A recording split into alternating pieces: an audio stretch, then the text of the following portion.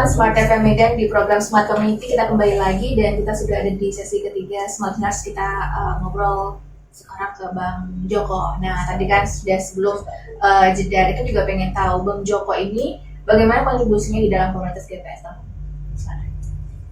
Kalau untuk di GPS Tempung sih pergerakannya bagus ya. Untuk awal pertama saya sih melihat dari teman-teman GPS, mereka menanam pohon dan membersihkan sampah di area sekitar depan rumah saya. Emang rumahnya depan sungai? Ya, pas di berdekatan dari sanggar lah situ kan. Jadi saya lihat pergerakannya kok keren gitu kan mereka. Jadi saya coba tanya, pas kebetulan juga teman dekat pula gitu kan, teman SD gitu kan, dan satu lagi teman bermain. Jadi coba tanya-tanya apa sih pergerakan kalian gitu kan, rupanya dijelaskan sama mereka. Saya tertarik juga gitu, keren. Jadi mulai dari situlah mulai belajar. Dari tahun berapa kalau Bang Joko itu? Kalau dari tahun 2019. 2019. Dari tahun 2019 itulah ikut GPS. Nah mulai dari situ belajar sama mereka. Nah yang lebih kerennya lagi sih mereka ada buatnya hutan buatan ya. Nah, hutan buatan itu yang dibuat sama mereka pas di pinggiran sungai, bantaran Sungai Tumpung situ. Kalau jadi mulai dari situlah Joko ini kan tertarik.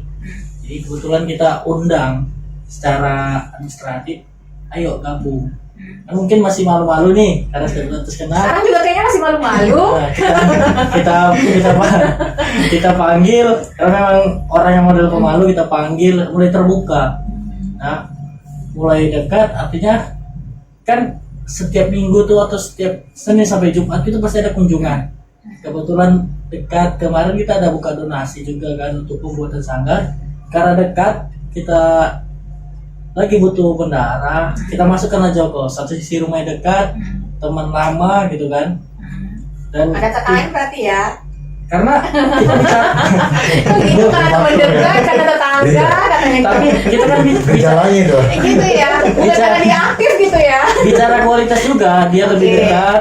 Ketika kita telepon ada selalu ada ya, gitu. Jadi selalu hadir. Gimana nggak mungkin nggak hadir kan? Ketika kita kumpul ya, kalau nggak di gedung-gedung gitu ya rumahnya. Kita kumpul di rumahnya.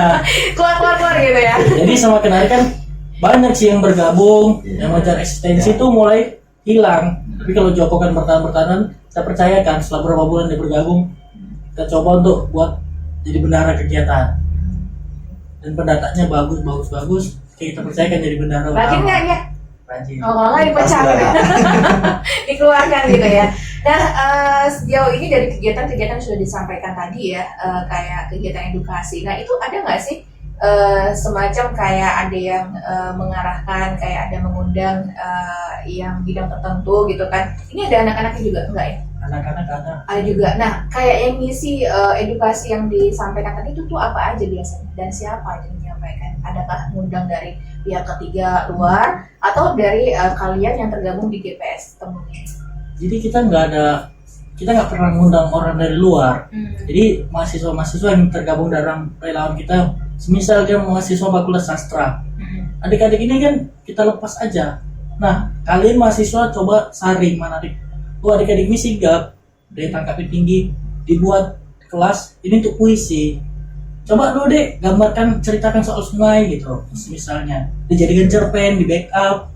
Lalu ada anak-anak seni, dia bisa melukis, bisa menari, dia cari ke anak-anaknya. Jadi mahasiswa ini sendiri yang mencari anak-anaknya, bukan kita patokan anak ini harus gini ya, tidak. Tapi mereka yang mencari gitu, dilihatnya oh ini bisa untuk menari nih. Ya. Tapi yang pasti anak-anak memang aktif ya. Anak-anak aktif. Jadi ketika mulai aktif itu undangan yang mulai banyak, kerjasama dari pihak swasta maupun pemerintah, mulai mereka datang sinkronkan kegiatan kan. Jadi kita mulai jarang kita mengeluarkan surat keluar, surat masuk yang banyak. Kadang pun karena kebutuhannya tidak mencukupi, banyak yang kita batalkan. Artinya kan kita sistemnya relawan, yang mana yang ada yang itu yang kita sediakan seperti itu. Nah, kegiatan lainnya semisal kayak tadi pembuatan eco break ini dari pengumpulan sampah. Nah, ini yang ngebuat orang-orang di lingkungan sungai itu apakah khusus untuk kalian yang memang ada di anggota GPS Tambun? Jadi kegiatan itu kan dilakukan setelah susur sungai. Susur sungai, apel tadi kan masih ada kepala desa, masih ada kadus, masih ada warga. Oh, itu diajak ikut Nah, gabung kita juga ya? instruksikan sama Pak Kades, Oke. ini mau kita buat gini, fungsinya gini-gini.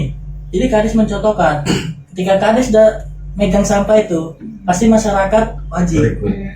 Jadi pertama kita pegang tuh Kadesnya, ketika Kadesnya udah mau, berarti semua tuh bakal mau. Oh, berarti kalian tidak berjalan sendiri ya untuk menyusuri sungai itu tadi, untuk mengajak masyarakat itu digandeng sama pihak kepala desa gitu ya? Ya, kita terus membangun jaringan, bahwasanya kita tetap butuh mereka pengakuan legalitas. Karena di negara hukum kita harus taat juga aturan mainnya. Ya. Oke. Nah, dari sekian banyak mungkin sampah yang dikumpulkan ini biasa sampah dari rumah tangga gitu ya? Atau sampah yang seperti Sampah dominan tuh sampah rumah tangga. sampah rumah tangga gitu ya. Nah, jadi tadi kan sempat ada disinggung nih soal dari sampah didaur ulang jadi apa? Eco break ya. Eco-break. Nah, eco break itu apa? Eco break itu salah satu seni untuk meminimalisir sampah. Artinya dia botol-botol plastik bekas sisa minuman botol seperti aqua dan lain-lain itu kan Fanta, itu kita isi potongan jajan atau plastik setelah bersih ya, bersih dan kering, Oh, kita jadi masukkan. dulu. Ya, kita masukkan supaya nggak menguap, dia bau gitu kan. Supaya bersih, kita tekan pakai kayu. Jadi semacam botol itu padat, penuh, terisi dengan sampah. Itu bisa untuk pagar, bisa dijadikan seperti pengganti bata. Jadi untuk meminimalisir sampah salah satu itu, bisa untuk bangku, bisa untuk meja. Oh, botol-botol yang sudah diisi sampah dibuat sesuatu yang bisa Sesuatu digunakan contoh gitu. digabungkan, bisa dengan lem, bisa dengan kawat, gimana mau Tapi dia isinya. catatannya itu Kak, sampah plastik ya, kering. Sampah plastik ya. Iya, maksudnya kan kalau kita bicara sampah aja, takutnya nanti dianggap semua Banyak sampah. nih, jenis Ada sampah organik, juga ada ya. organik kan. Jadi memang untuk eco break itu memang sampah plastik ya. Sampah plastik Iya. ya. Kering dia, Berarti dikumpulin gitu. Jadi Iya. dimasukin, ditutup kembali gitu ya. Dipadatkan, iya. Dipadatkan. padat kan. Oh, Dan bukan. ada standarisasinya itu ya. Ada standar, hitungan beratnya juga ada. Jadi kalaupun untuk taman, jadi tutup itu nggak boleh dipakai, itu tancapkan aja dia, karena meledak dia bakal kalau ditutup. Boleh contohnya di bawah ya. Contohnya betul tidak ada dulu, Oh, ada. nggak ke bawah. Oh, nggak di bawah. Oke, nah terus Jadi ketika dibuat di kursi itu boleh ditutup, tapi kalau untuk ditanam, contoh separuh badannya itu mau ditanam tuh nggak boleh ditutup, karena kan mengandung gas, pengap dia bakal meledak gitu. Oke. Tapi dia sampah isinya itu bisa meledak juga ya. Kecuali beda kalau misalnya sampah organik kan itu kayak dibuat kalau organik itu ekoenzim ya kalau nggak salah ya. Itu kan baru bergas ya karena dia sisa Karena kan makanan gitu kan. Ketika kita masukkan, kita tekan, kan di plastik itu ada penguapan juga. Plastiknya kan memuai juga. Dia memuai Nah, pasti kalian tahu dari mana itu? Saya dari hasil riset, Oh, dari searching kan, riset. di seminar-seminar lingkungan Iya, sekarang iya. itu mulai digaungkan untuk meminimalisir sampah. Oke, jadi sejauh ini sudah dibuat apa aja? Sejauh ini untuk hiasan taman, Ya, sama. Tamannya besar ya. tamannya besar, 300 Sana meter. main-main ke sana deh kayaknya. Soalnya rumah nggak jauh ya gitu ya. Nah, dari kegiatan itu juga itu kalian yang mengedukasi masyarakat di situ untuk membuat kayak gitu. Ya kita harus jadi pelopor, artinya pertama anaknya kita kasih, Dek, Iya. ini buat ini, bawa ke rumah, kalau punya sampah. Jadi anak-anak yang bisa menciptakan itu, nanti dikasih buku tulis, kasih reward. pulpen, rewardnya itu Ada tadi rewardnya ya. untuk pendidikan jadi mereka ya. mau gitu ya. Oke. Nah, sejauh ini kalian juga tadi bilang nggak ada kegiatan, nggak ada yang kerja sama orang luar ya. Kalau ada kegiatan berarti kalian dana sendiri. Ada beberapa Ada sih juga. sebenarnya, cuman mungkin Mbak Lutfi yang Dia apa namanya, bukan ini, kita tidak pernah menyurati pihak mana. Ya. Kita awal itu swadana, kita gotong royong patungan. Oke. Berarti Semua setiap cek-cekan. kegiatan dari kalian untuk kalian gitu. Iya, awalnya terus. Di beberapa kegiatan ada CSR, beberapa pihak itu datang dan kita berembuk, bos ini halal kita bilang kan. CSR ini memang tujuannya bukan untuk keuntungan, ini untuk lingkungan, dan beberapa kegiatan itu dengan CSR. Dari Oke. CSR, Dari pemerintah pernah juga kerjasama. dari pemerintah tuh dari Atau mungkin pihak sama bank. Sumut, oh dari bank. Jadi Dari dari badan bank. usaha. Dari pemerintah sendiri dari Pemerintah Sumut. langsung belum belum ada tapi sedang proses. Oh, sedang proses. Kalian yang menyurati? Tidak. Tidak. Oh, tidak. Mereka datang sendiri. Mereka Tidak tahu. pernah, GPS tidak pernah mengeluarkan satu surat permohonan dana. Agak sedikit sombong ya, enggak ya? Emang gitu ya? Oke, nah sebelum kita lanjut lagi, kita punya satu sesi lagi ya. Kita harus jeda lagi, dan semua listeners, untuk Anda yang masih ingin bergabung bersama kami, Anda boleh sampaikan di 0811 615 1018. Usai jeda kita akan kembali untuk Anda.